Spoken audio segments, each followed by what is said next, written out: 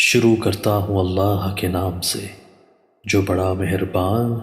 اور نہایت رحم کرنے والا ہے۔ حضرت ابو بکر صدیق رضی اللہ تعالیٰ عنہ بیان کرتے ہیں، میں نے عرض کیا اللہ کے رسول مجھے کوئی دعا سکھائیں جو میں اپنی نماز میں کیا کروں۔ آپ صلی اللہ علیہ وآلہ وسلم نے فرمایا، کہو اے اللہ، بے شک میں نے اپنی جان پر بہت ظلم کیا ہے، تیرے سوا گناہوں کو کوئی نہیں بخش سکتا، سو اپنی جناب سے مجھے بخش دے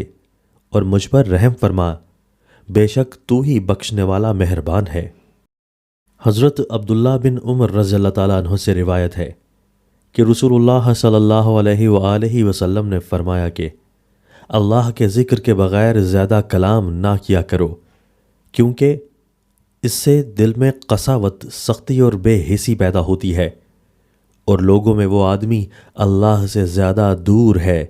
جس کے قلب میں قساوت ہو۔ تشریح: حدیث کا مطلب یہ ہے کہ جو آدمی اللہ کے ذکر کے بغیر زبان زیادہ چلانے کا عادی ہوگا، اس کے دل میں قساوت یعنی بے حسی اور بے نوری پیدا ہوگی،